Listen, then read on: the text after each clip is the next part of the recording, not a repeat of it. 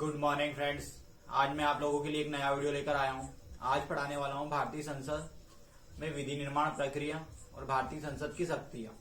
अब देखिए दोस्तों, इस वीडियो में मैं आपको धन विधेयक, वित्त विधेयक, साधारण विधेयक और विधि किस प्रकार से भारतीय संसद में बनाई जाती है पूरा एक वीडियो में कवर करवा दूंगा दोस्तों। तो वीडियो को थोड़ा सा भी स्किप ना करें, पूरा वीडियो लास्ट तक देखिए। मेरी गारंटी है कि आपको वीडियो तक पूरी भारतीय संसदीय शासन व्यवस्था अच्छे से समझ में आ जाएगी और इससे क्वेश्चन आप कभी भी गलत कर नहीं आएंगे दोस्तों।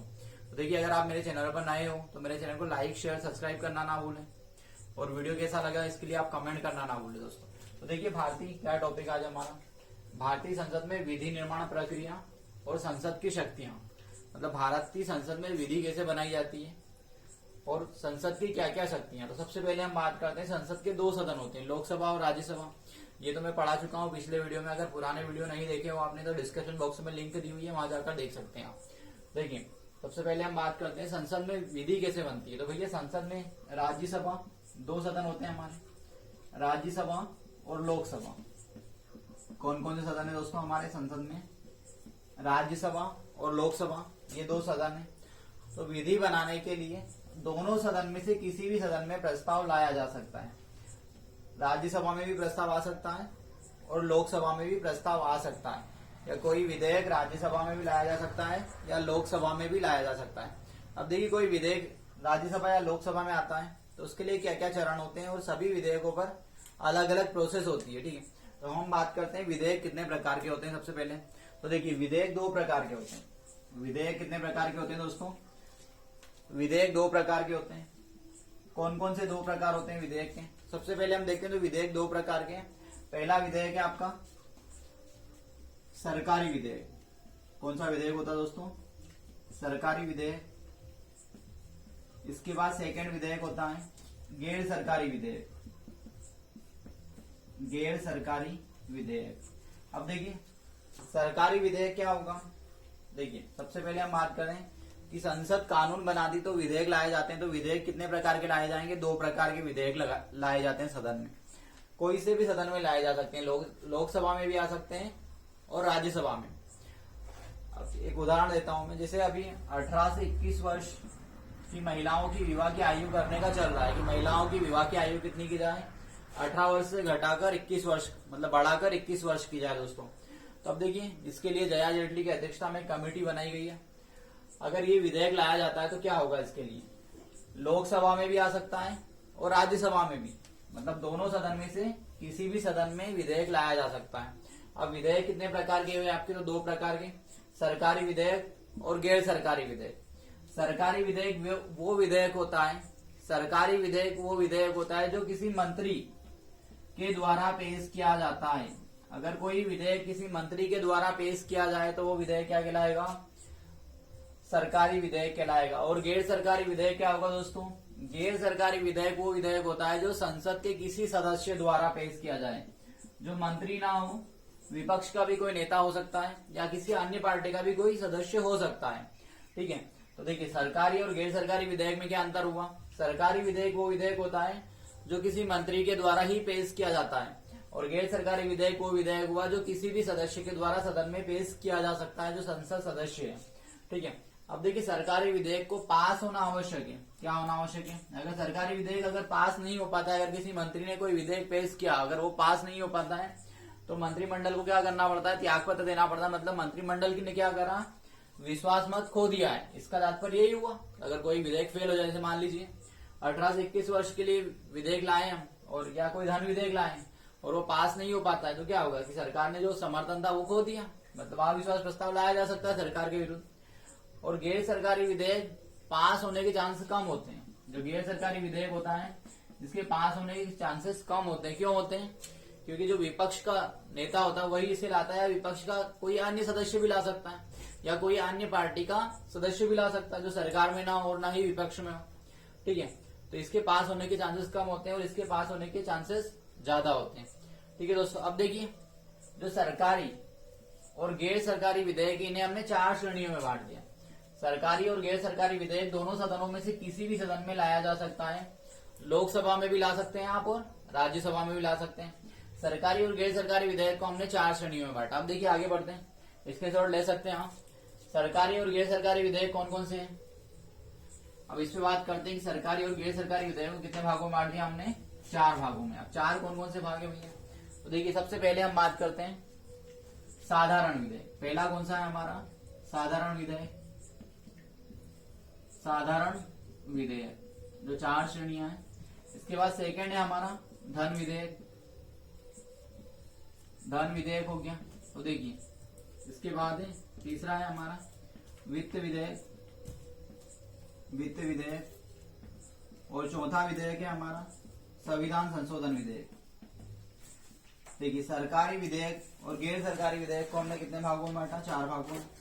देखिए, संविधान संशोधन विधेयक, कोई विधेयक साधारण विधेयक हो सकता है, ठीक है।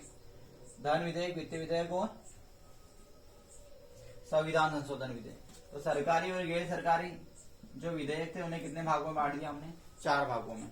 साधारण विधेयक, धन विधेयक, वित्त विधेयक और संविधान संशोधन विधेयक। तो दोस्तों, सबसे पहले हम ये 3 विधेयकों की बात करेंगे, फिर इसके बाद संविधान संशोधन विधेयक की बात करेंगे। ये 3 विधेयकों के लिए क्या प्रोसेस है, संसद में किस प्रकार से कानून बनाया जा सकता है इन 3 विधेयकों पर। तो देखिए, स्क्रीनशॉट ले सकते हैं हम। अब देखिए, सबसे पहले हम बात करते हैं साधारण विधेयक, वित्त विधेयक या धन विधेयक। अब साधारण विधेयक क्या होता है? साधारण विधेयक वो विधेयक होता है, साधारण विधेयक वो विधेयक है जिसमें वित्तीय विधेयक को छोड़कर, वित्तीय विधेयक को छोड़कर और संविधान संशोधन विधेयक को छोड़कर सारे विधेयक कौन से होंगे? साधारण विधेयक। मतलब वित्तीय विधेयकों को छोड़कर बाकी सारे विधेयक कौन से हो गए? साधारण विधेयक हो गए दोस्तों। अब देखिए, इसके बाद जो सेकेंड और थर्ड विधेयक है हमारा, धन विधेयक और वित्त विधेयक। धन विधेयक क्या होता है? ये बच्चों को बहुत कंफ्यूजन रहता है कि धन विधेयक क्या है और वित्त विधेयक, क्योंकि एग्जाम में मोस्ट इंपोर्टेंट है, कई बार पूछे गए हैं धन विधेयक और वित्त विधेयक। तो देखिए, धन विधेयक की बात कर लेते हैं सबसे पहले। धन विधेयक क्या होता है? अब देखिए, धन विधेयक वो विधेयक होता है, धन विधेयक वो विधेयक होता है जो नए कर लगाना या किसी कर को समाप्त करना या उसमें संशोधन करना या भारत सरकार द्वारा कुछ उधार लेना या आकस्मिक सूची, आकस्मिक निधि होती है और संचित निधि पर कोई भार पड़ता हो, तो ऐसे सभी विधेयक क्या कहलाते हैं? धन विधेयक कहलाते हैं। अब भैया, कोई नया कर लगाया जा रहा, तो ये जरूरी नहीं कि धन विधेयक ही हो। किसी भी विधेयक को धन विधेयक निर्धारित करने या ना करने का अधिकार लोकसभा अध्यक्ष को होता है। कोई विधेयक धन विधेयक है या नहीं, इसका निर्धारण करने का अधिकार किसको दोस्तों? तो ये अधिकार केवल लोकसभा अध्यक्ष को ही है। अगर लोकसभा अध्यक्ष ने किसी विधेयक को बोल दिया कि ये धन विधेयक है, तो इसके विरुद्ध ना तो राष्ट्रपति के पास कोई आप अपील कर सकते हो, मतलब राष्ट्रपति भी इसे खारिज नहीं कर सकता है, और ना ही हमारा संसद, ना ही हमारा उच्च न्यायालय, सर्वोच्च न्यायालय भी इसे समाप्त कर सकता है। सर्वोच्च न्यायालय भी ये नहीं कह सकता है कि ये विधेयक धन विधेयक नहीं हो सकता। कोई भी विधेयक धन विधेयक है या नहीं, ये निर्धारित करने का अधिकार किसको है? लोकसभा अध्यक्ष को।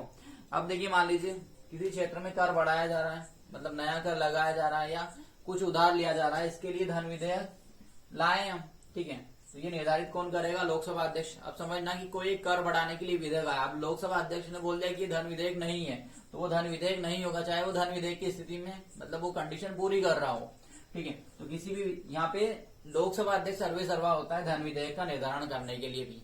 तो कोई कर लगाना, ठीक है, किसी कर में संशोधन करना या भारत सरकार को कोई उधार लेना या संचित निधि या आकस्मिक निधि पर किसी प्रकार का धन निकालना या उसमें जमा करना, इसके लिए जो विधेयक लाया जाएगा वो सभी विधेयक क्या होते हैं? धन विधेयक। और धन विधेयक का निर्धारण कौन करेगा? हमेशा लोकसभा अध्यक्ष। भैया, ये ध्यान रखना विशेष कि कोई धन निकालने के लिए या धन जमा करने के लिए हम विधेयक लाए, पर लोकसभा अध्यक्ष ने बोल दिया कि धन विधेयक नहीं है, तो वो धन विधेयक नहीं रहेगा। मतलब यहाँ पे धन विधेयक का निर्धारण करने का सर्वे सर्वा कौन हो गया?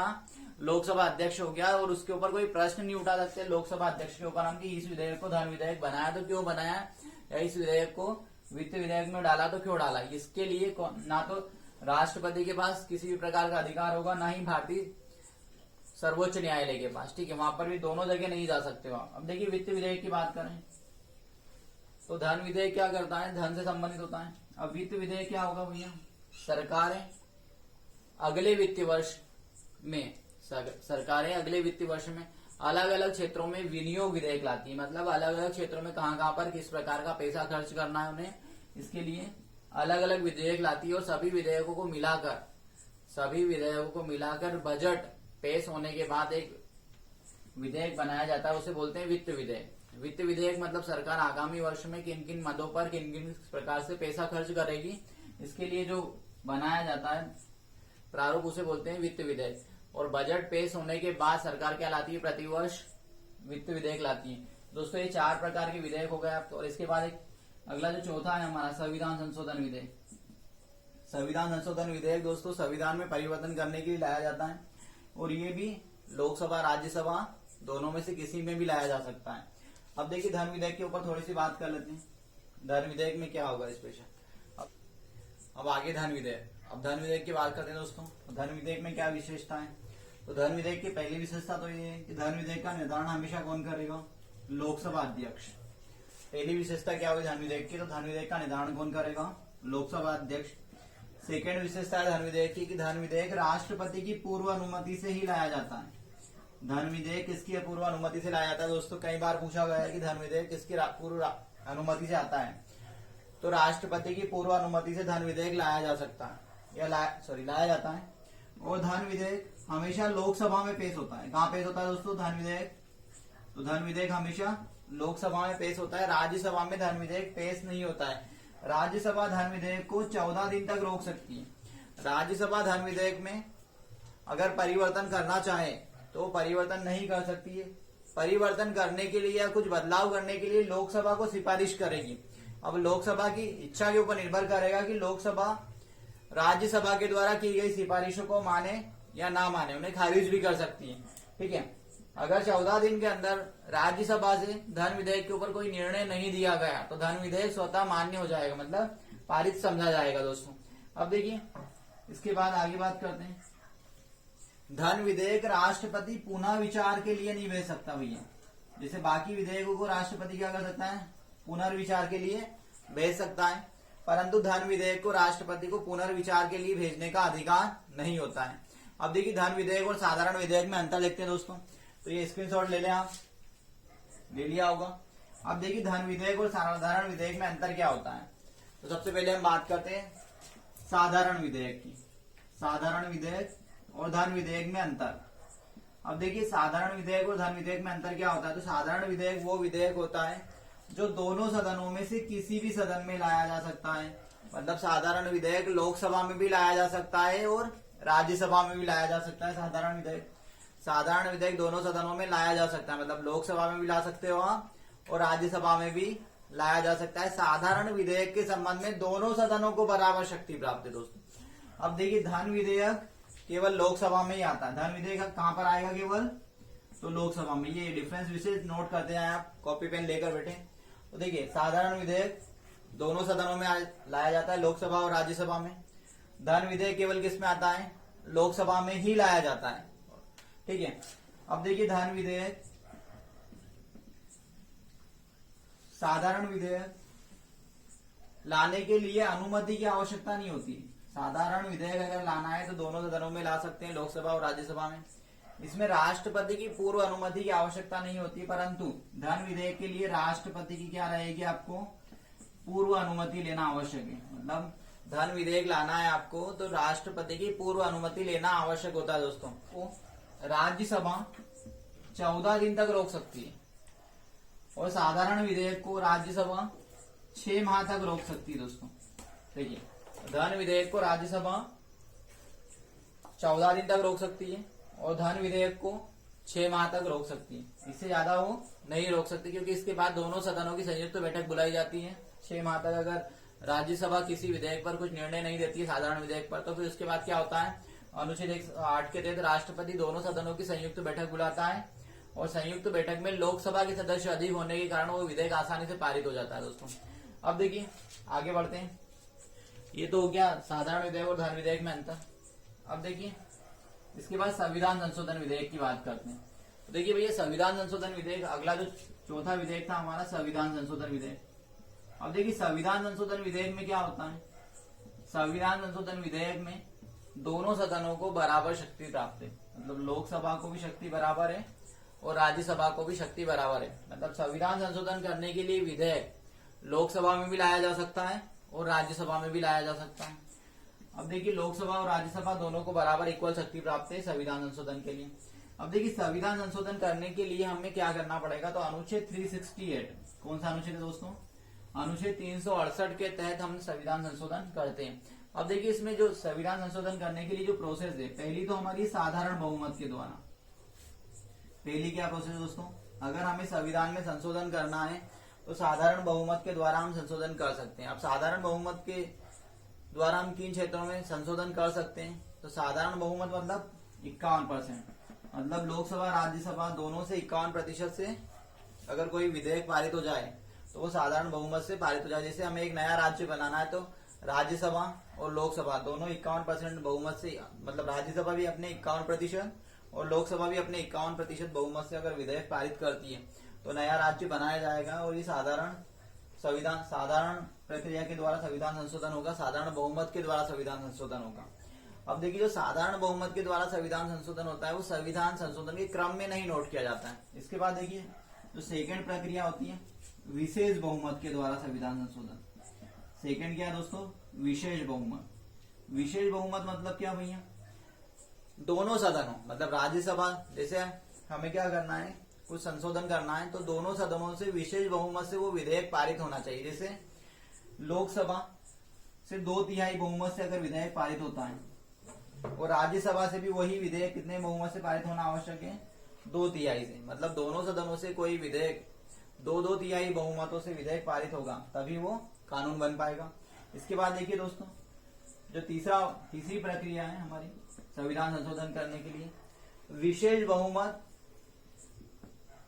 विशेष बहुमत के साथ साथ और क्या चाहिए, प्लस आधे राज्य। जैसे अभी जीएसटी लाए हैं तो क्या हुआ भैया, विशेष राज्य मतलब विशेष मतलब 2/3 तो लोकसभा ने भी पारित किया और 2/3 बहुमत से राज्यसभा ने भी उस विधेयक को पारित किया और 14 राज्य ने, भारत के 14 राज्य ने उस विधेयक को पारित किया, तब जाकर वो कानून बना। तो देखिए पहला है हमारा साधारण बहुमत के द्वारा, फिर दूसरा है विशेष बहुमत के द्वारा, फिर तीसरा जो संविधान संशोधन करने की प्रक्रिया विशेष बहुमत प्लस आधे राज्यों की विधानसभाओं के द्वारा भी विधेयक पारित हो। तो संविधान संशोधन करने के लिए 3 प्रक्रिया है, ठीक है। इन तीनों प्रक्रिया के द्वारा संविधान संशोधन किया जाता है दोस्तों। अब देखिए आगे बढ़ते हैं। अब हम बात करते हैं कि विधि कैसे बनती है। भैया विधि मतलब कोई विधेयक है उसे कानून बनाना है हमें, तो उसके लिए क्या क्या चरण होंगे, क्या क्या प्रोसेस होगी, अब इस पे बात करते हैं। अब समझना है यहाँ पर थोड़ा सा कि भैया अब हमें क्या करना है, ये कानून बनाना है। एक विधेयक लाए हैं, क्या विधेयक लाए हैं हम कि भैया जो महिलाओं की विवाह की आयु है अभी वर्तमान में 18 वर्ष है। महिलाओं की विवाह की वर्तमान आयु कितनी है, तो 18 वर्ष है। अब हमें इसे 21 वर्ष करना है। महिलाओं की विवाह के लिए न्यूनतम आयु जो है वो कितने वर्ष करना है, 21 वर्ष। इसके लिए कमेटी बनाई गई है, जया जेटली कमेटी, ठीक है। तो 21 वर्ष करने के लिए अब हमने क्या करा, एक विधेयक लाया, ठीक है। अब देखिए तो लोकसभा राज्यसभा दोनों में हम ये विधेयक ला सकते हैं। तो पहला चरण होता है भैया, कोई भी विधेयक आता तो उसका सबसे पहला चरण होता है प्रथम पाठन। क्या रहेगा दोस्तों, प्रथम पाठन। प्रथम पाठन में क्या होगा, प्रथम पाठन में भैया जो भी विधेयक सदस्य या मंत्री ला रहा है, जैसे मान लीजिए कोई भी विधेयक लाया या तो कोई मंत्री लाएगा या कोई सदस्य लाएगा, जो भी मंत्री या सदस्य ला रहा है तो सबसे पहले तो वो क्या करेगा, संसद से अनुमति लेता है उस विधेयक के बारे में कि ये विधेयक पेश करना चाह रहा है। जब वो संसद से अनुमति ले लेता है तो सबसे पहले वो संसद में उसका उद्देश्य बताता है। जिस भी सदन में लाया उस सदन में क्या करेगा, उस विधेयक का उद्देश्य बताएगा, फिर उसका शीर्षक बताएगा, ठीक है। फिर इसके बाद वो विधेयक क्या होगा, राजपत्र में प्रकाशित होता है। किसमें प्रकाशित होगा दोस्तों, राजपत्र में प्रकाशित हुआ। तो देखिए प्रथम पाठन में क्या होता है, पहला जो चरण होता है किसी भी विधेयक का, पहले चरण में ये किया जाता है कि उस विधेयक का अनुमति ली जाती है कि ये विधेयक पेश करने जा रहे हैं, ठीक है।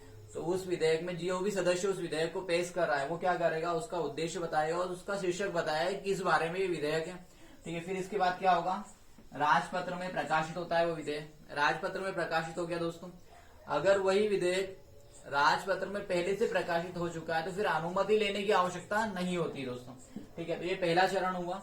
अब फिर सेकंड चरण पे चलते हैं। सेकंड चरण में क्या होता है भैया, द्वितीय चरण बोलते हैं जिसको, सेकंड पाठन। अब सेकंड पाठन में क्या होगा, सेकंड पाठन में पूरा कानून व्यवस्थित सेकंड पार्टन में ही बनता है दोस्तों, ठीक है। सेकंड पार्टन में क्या होता है, सेकंड पार्टन की जो प्रक्रिया होती है इसमें उस विधेयक पर पूर्ण रूप से डिस्कशन होता है, ठीक है। क्या होता है, बहस होती है। यहाँ पर सेकंड पार्टन में क्या होगी, बहस होगी, या दोनों सदनों की संयुक्त समितियों को विधेयक सौंपा जाता है, ठीक है, या प्रवर समिति को सौंपा जाता है, ठीक है, या जनता के लिए कुछ मतलब जनता की अनुमति के लिए छोड़ दिया जाता है कि जनता इसके ऊपर अपने निर्णय विचार व्यक्त करे इस विधेयक पर। तो यहाँ पर ये प्रोसेस होती है, या उसे आगामी तारीख के लिए आगे बढ़ाया जा सकता है कि इस तारीख पर डिस्कशन ना होगा और अगली तारीख पर भी बहस होगी इस पर, ठीक है। तो ये सारी मतलब पूरा विधेयक कौन से चरण में बनता है दोस्तों, द्वितीय चरण में पूर्ण रूप से विधेयक बन चुका होता है। अब देखिए तीसरा चरण होता है जो हमारा विधेयक बनाने का, तृतीय पाठन जिसे हम बोलते हैं। अब तृतीय पाठन में क्या होता है भैया, तृतीय पाठन में कुछ नहीं होता है, उसके ऊपर वोटिंग होती है। तृतीय पाठन में क्या होता है, इसमें कोई संशोधन नहीं होता। देखिए द्वितीय पाठन में संशोधन हो जाता है उस विधेयक में, तृतीय पाठन में कोई संशोधन नहीं होता, उसके ऊपर वोटिंग होती है। अगर वो वोटिंग में वो विधेयक पारित हो जाता है, जैसे मान लीजिए लोकसभा में लाया गया था कि भैया 18 से 21 वर्ष विवाह की आयु करना, अगर लोकसभा ने इस विधेयक को क्या करा, पारित कर दिया कि हाँ भैया 18 से 21 वर्ष करने के लिए लोकसभा ने 51% बहुमत से इस विधेयक को पारित कर दिया, ठीक है। अब क्या होगा, अब यही विधेयक वोटिंग में पास हो गया। अब इसके बाद जो पीठासन अधिकारी होता है वो दूसरे सदन में उस विधेयक को भेज देता है, मतलब एक सदन का कार्य हो गया। अब दूसरे सदन में क्या होगा, चौथी जो प्रक्रिया, किसी भी विधेयक की 5 प्रक्रिया होती है, उस 5 प्रक्रिया से उस विधेयक को गुजरना होता है। अब अगली जो चौथी प्रक्रिया है वो दूसरे सदन में स्टार्ट होगी। दूसरे सदन में भी वही ये तीनों प्रक्रिया होगी, क्या होगी, पाठन प्रस्तुत किया जाएगा, मतलब जो विधेयक है वो क्या होगा, प्रस्तुत किया जाएगा। फिर द्वितीय में उसके ऊपर डिस्कशन होगा, बहस होगी। तृतीय में क्या होगा, तो ये तीनों प्रोसेस होगी द्वितीय सदन में, ठीक है। फिर पाठन पे क्या हो गया, बहस हो गई, ठीक है, मतलब प्रक्रिया यही रहेगी। अब इसके बाद जो 5वीं प्रक्रिया है हमारी वो क्या है, राष्ट्रपति की स्वीकृति, राष्ट्रपति की स्वीकृति, ठीक है। चलो थोड़ा सा इसमें और डिस्कशन कर लेते हैं। द्वितीय सदन में क्या होगा, जैसे हमने कोई विधेयक भेजा भैया, द्वितीय सदन उसके पास उस विधेयक के ऊपर क्या क्या अधिकार है, द्वितीय सदन उस विधेयक को क्या कर सकता है, स्वीकृति दे सकता है। पहली बात कि भैया उसने स्वीकृति दे दी 51% बहुमत से, या जो भी विधेयक जिस प्रकार का होगा, 2/3 वाला हो तो 2/3, जैसा भी वो विधेयक हो तो स्वीकृति भी दे सकता है। फिर इसके बाद अस्वीकृति दे सकता है, मतलब उससे कैंसिल कर सकता है, ठीक है। पहला तो स्वीकृति दे दी, मतलब कि पास कर दिया उसको, दूसरे में अस्वीकृति दे दी। फिर उसके बाद कोई जवाब नहीं दिया, उसने अपने पास ही रखा है ना, जवाब ना देना, जवाब नहीं दिया उसने, जैसे कोई विधेयक था उसको अपने पास ही रख दिया, उसको ना तो उसने अनुमति दी ना ही उसको मतलब अस्वीकृत दिया, जवाब नहीं दिया, तो ये उसके पास क्या हुए, अधिकार हुए, टूल हुए, ठीक है। या उस विधेयक में क्या करेगा, वो संशोधन कर सकता है कि भैया इसमें ये प्रावधान और जोड़े जाए, ये प्रावधान कम किए जाए। तो देखिए ये है, पहला तो उसको डायरेक्ट स्वीकृति, जैसे मूल रूप में आया उसी रूप में उसने क्या करा, दूसरे सदन ने स्वीकृत कर लिया। फिर उसे अस्वीकार भी कर सकता है वो। फिर इसके बाद क्या कर सकता है वो, उसके ऊपर कोई जवाब ही नहीं दे, पटक दे उसको पेंडिंग। फिर उसके बाद दोनों सदनों की संयुक्त बैठक होगी, फिर साधारण विधेयक या जिस भी प्रकार का विधेयक है उसके ऊपर उस प्रकार का निर्णय लिया जाएगा। फिर संविधान संशोधन, उस विधेयक में कुछ संशोधन कर सकता है कि जैसे इसमें 18 वर्ष से 21 वर्ष करना था, 21 वर्ष ना करके हम 20 वर्ष कर दें या 19 वर्ष कर दें, तो ये भी राय दे सकता है दूसरा सदन, ठीक है। अब इसके बाद आगे बढ़ते हैं, जो पांचवा चरण होता है किसी भी विधेयक का, पंचम पाठन होता है, जो 5वां चरण है इसमें क्या होगा, जो 5वां चरण है हमारा, इसमें राष्ट्रपति स्वीकृति करेगा। अब राष्ट्रपति के पास भी यहाँ पर जो अधिकार है, पहला अधिकार तो स्वीकार कर सकता है, डायरेक्ट स्वीकृति दे दे राष्ट्रपति उस विधेयक को, डायरेक्ट विधेयक को राष्ट्रपति क्या करे, स्वीकृति दे सकता है। फिर इसके बाद अगला जो है प्रोसेस, वो अस्वीकृति कर सकता है, उसको मना कर सकता है, स्वीकृति ना दे, ठीक है, मतलब वो विधेयक उसको कैंसिल कर सकता है राष्ट्रपति। इसके बाद राष्ट्रपति के पास अगला अधिकार है, पुनर्विचार के लिए भेज सकता है। राष्ट्रपति किसी भी विधेयक को क्या कर सकता है, पुनर्विचार के लिए सदन में भेज सकता है, ठीक है। परंतु राष्ट्रपति धन विधेयक को पुनर्विचार के लिए नहीं भेज सकता। राष्ट्रपति को धन विधेयक को पुनर्विचार करने का अधिकार नहीं है, और संविधान संशोधन विधेयक को भी राष्ट्रपति पुनर्विचार के लिए नहीं भेज सकता। ये 2 विधेयक ऐसे हैं जिनके ऊपर राष्ट्रपति को हस्ताक्षर करना ही पड़ते हैं। कौन कौन से हैं, तो धन विधेयक और एक संविधान संशोधन विधेयक पर राष्ट्रपति को हस्ताक्षर करना होते हैं। इन्हें पुनर्विचार के लिए राष्ट्रपति सदन में नहीं भेज सकता। अब देखिए साधारण विधेयक को राष्ट्रपति पुनर्विचार के लिए भेज सकता है, ठीक है। या फिर इसके बाद राष्ट्रपति के पास एक और अधिकार होता है, वो होता है वीटो पावर। क्या होता है? वीटो। जब राष्ट्रपति पढ़ाऊंगा तब स्पेशल वीटो के ऊपर वीडियो लेकर आऊंगा, उसमें आपको अच्छे से समझ में आएगा। वीटो पावर में राष्ट्रपति क्या करता है, किसी भी विधेयक को ना तो स्वीकृति दे रहा है ना मना कर रहा, बस अपने पास उसको रखे रखा है, ठीक है। मतलब उसके ऊपर पेंडिंग पड़ा है राष्ट्रपति के ऊपर। तो ये भारत में किसी भी विधेयक को कानून बनाना, मतलब कोई भी विधेयक कानून किस प्रकार से बनता है, तो उसके लिए 5 प्रोसेस होती है। इन 5 प्रोसेसों के द्वारा ही कोई विधेयक भारत में कानून बन सकता है, अन्यथा नहीं बन सकता। देखिए दोस्तों, ये भारतीय संसद में हमारा जो टॉपिक था विधि निर्माण प्रक्रिया, ये कर लिया है हमने। अब आगे बढ़ते हैं, भारतीय संसद की शक्तियां दोस्तों। तो ये स्क्रीनशॉट ले सकते हैं आप, ले लिया होगा स्क्रीनशॉट। अब देखिए भारतीय संसद की शक्तियों की बात करें दोस्तों, तो भारतीय संसद की शक्तियां क्या है। तो पहली शक्ति तो आपने समझ ही ली कि विधि निर्माण करना। क्या है पहली शक्ति आपकी? विधि निर्माण करना। भारतीय संसद का सबसे महत्वपूर्ण कार्य क्या है? तो विधि निर्माण। विधि निर्माण करने की शक्ति किसको है? भारतीय संसद को है। इसके बाद देखिए आगे बढ़ते हैं, जो सेकंड शक्ति है, राष्ट्रपति और उपराष्ट्रपति के चुनाव में भाग लेना। क्या कार्य इसका? राष्ट्रपति और उपराष्ट्रपति के चुनाव में भाग लेती है संसद। अब देखिए समझना यहाँ पर थोड़ा सा, राष्ट्रपति के चुनाव में भाग लेते हैं तो भैया यहाँ पर निर्वाचित सदस्य भी भाग लेते हैं, ठीक है। राष्ट्रपति के चुनाव में राज्यसभा और लोकसभा के निर्वाचित सदस्य भाग लेते हैं, मनोनीत सदस्य यहाँ पर भाग नहीं लेते हैं राष्ट्रपति के चुनाव में, ठीक है। और सभी राज्यों की विधानसभाओं के भी सदस्य भाग लेते हैं। विधानसभाओं में भी क्या रहेगा? निर्वाचित सदस्य भाग लेंगे, मनोनीत सदस्य भाग नहीं लेते हैं। तो राष्ट्रपति के चुनाव में लोकसभा, राज्यसभा और विधानसभाओं के निर्वाचित सदस्य भाग लेते हैं, मनोनीत सदस्य नहीं भाग लेते हैं। तो इसका अगला कार्य क्या हुआ संसद का? राष्ट्रपति के निर्वाचन करना। फिर इसके बाद उपराष्ट्रपति के निर्वाचन में लोकसभा और राज्यसभा के सभी सदस्य भाग लेते हैं। उपराष्ट्रपति के चुनाव में मनोनीत सदस्य भी भाग लेते हैं। दोस्तों ये छोटे छोटे अंतर है, विशेष ध्यान रखना, ये एग्जाम में यही नंबर काटते हैं आप लोगों के। देखिए उपराष्ट्रपति के चुनाव में मनोनीत सभी सदस्य भाग लेते हैं और जो निर्वाचित सदस्य वो भी भाग लेते हैं, परंतु राष्ट्रपति के चुनाव में निर्वाचित सदस्य ही भाग लेते हैं, मनोनीत सदस्य भाग नहीं लेते हैं दोनों सदनों के। इसके अलावा राज्यों की विधानसभाओं के भी निर्वाचित सदस्य ही भाग लेते हैं दोस्तों। इसके बाद देखिए विधि निर्माण हो गया, राष्ट्रपति के निर्वाचन में भाग लेना। इसके बाद अगला जो कार्य इसका संविधान संशोधन। तीसरा कार्य क्या है महत्वपूर्ण? संविधान संशोधन। संविधान संशोधन करने का कार्य भी किसका है? तो भारतीय संसद ही संविधान संशोधन करती है दोस्तों। ये एक महत्वपूर्ण कार्य है इसका, भारतीय संसद का। इसके बाद अगला कार्य नीति निर्धारण करना। नीति निर्धारण कौन करता है? हमारी विदेश नीति, औद्योगिक नीति, कृषि नीति, ये सारी नीतियां कौन बनाता है? तो भारतीय संसद बनाती है दोस्तों, ठीक है। तो ये भारतीय संसद के कार्य हो गए दोस्तों। अगर आपको ये वीडियो अच्छा लगा हो तो मेरे चैनल को लाइक शेयर सब्सक्राइब करना ना भूलें और कमेंट करना ना भूलें। Thank you.